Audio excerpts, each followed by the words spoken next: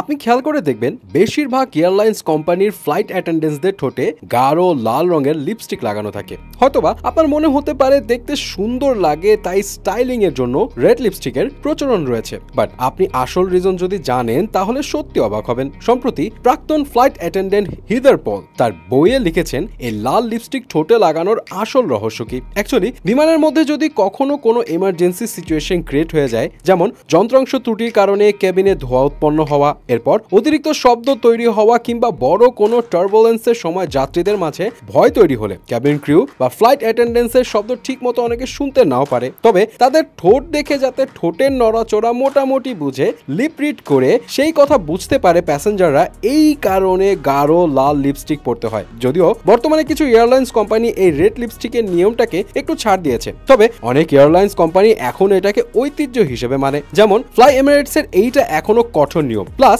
তাদের ফ্লাইট অ্যাটেন্ডেন্টসদের একটা নির্দিষ্ট নিয়ম ফলো করে মেকআপ করতে হয় যেটা তাদের সিগনেচার প্যাটার্ন। এন্ড এই কারণে ফ্লাইট অ্যাটেন্ডেন্টসদের আবার আলাদাভাবে মেকআপের ট্রেনিংও দিয়ে থাকে ফ্লাই এমিরেটস। তবে এই রুল ছাড়াও কম বেশি সব এয়ারলাইন্স ফ্লাইট অ্যাটেন্ডেন্টসদের একটা নির্দিষ্ট বডি ওয়েট মেনে চলতে হয়, কারণ ফ্লাইট অ্যাটেন্ডেন্টসদের কাজ করতে হয় অনেক দ্রুত, তাদের এফিসিয়েন্সি যাতে ঠিক থাকে এন্ড অনেক সরু জায়গাতেও যাতে তারা ঠিক মতো অপারেট করতে পারে, এই কারণে তাদের একটা নির্দিষ্ট ওজন ধরে রাখতে হয়। এছাড়া অনেক আগে 1960-এর দিকে ফ্লাইট অ্যাটেন্ডেন্টসদের কড়া নিয়ম মেনে চলতে হতো, যেমন 32 বছর বয়সের আগে কোনো বিয়ে করা যাবে না, গর্ভবতীও হওয়া যাবে না। এখন অবশ্য এতটা কঠোর নিয়ম নেই। যাই হোক, এখন বুঝলেন তো লাল লিপস্টিকের গুরুত্ব কিন্তু অনেক। এটা কিন্তু পরিস্থিতি বুঝে জীবনও বাঁচিয়ে ফেলতে পারে।